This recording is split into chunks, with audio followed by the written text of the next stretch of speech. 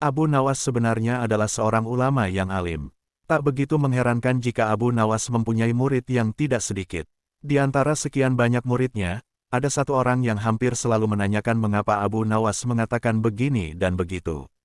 Suatu ketika ada 3 orang tamu bertanya kepada Abu Nawas dengan pertanyaan yang sama.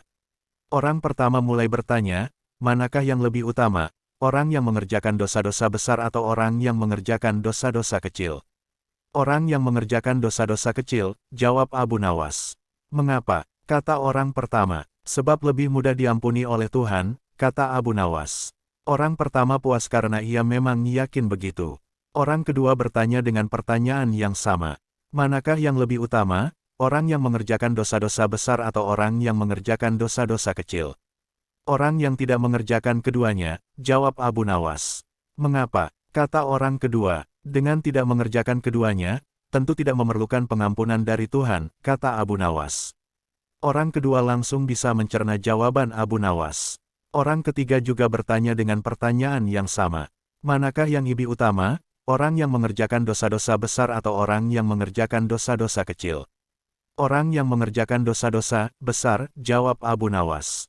Mengapa? Kata orang ketiga, sebab pengampunan Allah kepada hambanya sebanding dengan besarnya dosa hamba itu, jawab Abu Nawas. Orang ketiga menerima alasan Abu Nawas. Kemudian ketiga orang itu pulang dengan perasaan puas. Karena belum mengerti, seorang murid Abu Nawas bertanya, mengapa dengan pertanyaan yang sama bisa menghasilkan jawaban yang berbeda? Manusia dibagi 3 tingkatan. Tingkatan mata, tingkatan otak dan tingkatan hati. Apakah tingkatan mata itu? Tanya murid Abu. Apakah tingkatan otak itu? Tanya murid Abu Nawas. Orang pandai yang melihat bintang di langit, lah mengatakan bintang itu besar karena ia berpengetahuan, jawab Abu Nawas. Lalu apakah tingkatan hati itu?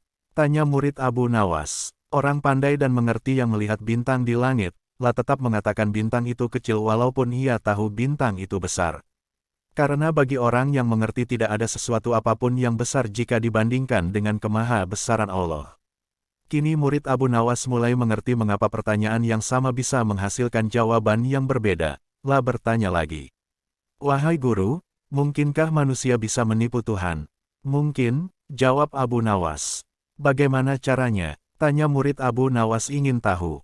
Dengan merayunya melalui pujian dan doa, kata Abu Nawas. Ajarkanlah doa itu padaku wahai guru, pinta murid Abu Nawas. Doa itu adalah, lahilastu lil firdausi ahla, wala aku alan naril jahimi, fahabli taubatan wakfir sunubi, fa inaka gafirus sanbil adimi.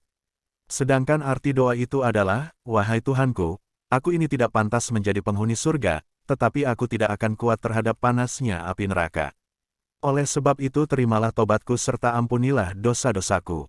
Karena sesungguhnya engkaulah zat yang mengampuni dosa-dosa besar. Melihat kisah di atas bahwa Abu Nawas menunjukkan kecerdasannya, dan kerendahan hatinya kepada Allah SWT.